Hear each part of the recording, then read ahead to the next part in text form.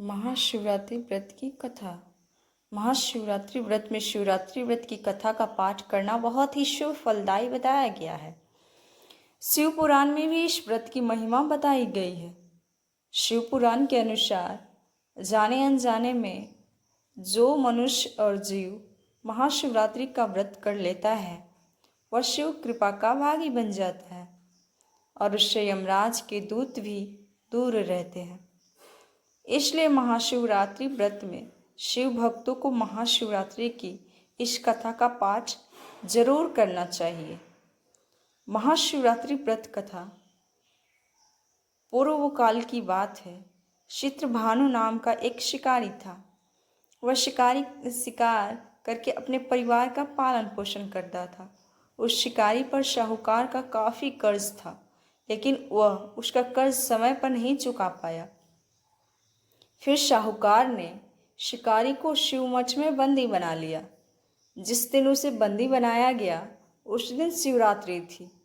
चतुर्दशी के दिन उसने शिवरात्रि व्रत की कथा सुनी और शाम होते ही साहूकार ने उसे अपने पास बुलाया और ऋण चुकाने के बारे में कहा। उसके बाद वह फिर शिकार की खोज में निकला। बंदी गृह में रहने के कारण वह बहुत भूखा था। शिकार की तलाश में वो बहुत दूर निकल गया। अंधेरा होने पर उसने जंगल में ही रात बिताने का फैसला किया और एक पेड़ पे चढ़ गया। उस पेड़ के नीचे शिवलिंग था जो बेलपत्र के पत्तों से ढका हुआ था।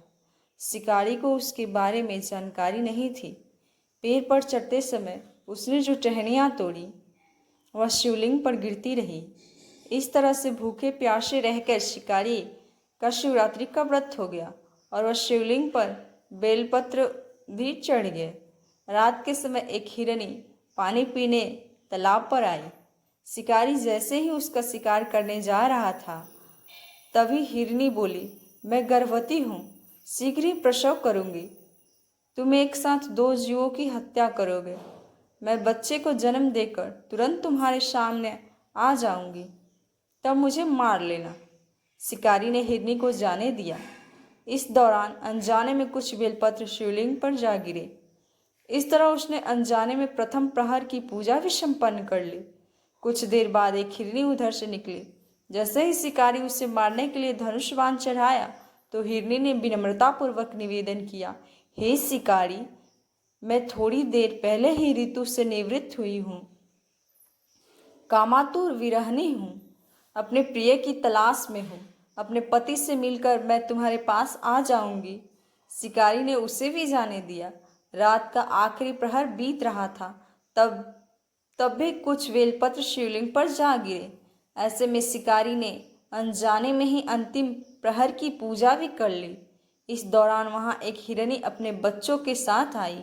उसने भी शिकारी से निवेदन किया और शिकारी ने उसे भी जाने दिया। इसके बाद शिकारी के सामने एक हिरन आया। शिकारी ने सोचा, अब तो मैं इसे यहाँ नहीं जाने दूंगी, इसका शिकार जरूर करूँगा। तब हिरन ने उससे निवेदन किया कि मुझे कुछ समय के लिए जीवन दान दे दो। शिकारी ने उसे पूरी रात की घटना उस हिरन को सुना दी।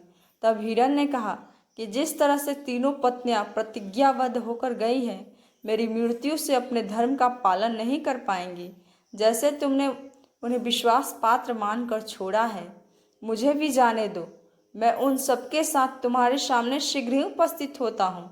शिकारी ने उसे भी जाने दिया। इस तरह सुबह हो गई। उपवास, रात्रि जागरण और शिवलिंग पर बेलपत्र चढ़ाने से अनजाने में ही शिवरात्रि की पूजा पूर्ण हो गई। लेकिन अनजाने में हुई पूजा का परिणाम उसे तत्काल मिला। थोड़ी देर बाद हिरन और उसका परिवार शिकारी के सामने आ गया। उन सभी को देखकर शिकारी को बहुत गिलानी हुई और उसने पूरे परिवार को जीवन दान दे दिया। अनजाने में शिवरात्रि व्रत का पालन करने पर भी शिकारी को मोक्ष की प्राप्ति हुई।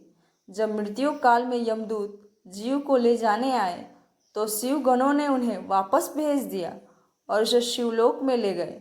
शिव जी की कृपा से चित्रभानु अपने पिछले जन्म को याद रख पाए, शिवरात्रि के महत्व को जानकर उसका अगले जन्म में भी पालन कर पाए। इसलिए शिवरात्रि व्रत बहुत ही पावन पर्व है। आप सबको करना चाहिए। अगर वीडियो अच्छा लगे तो लाइक एंड सब्सक्राइब करें, कमेंट करें। धन्यवाद।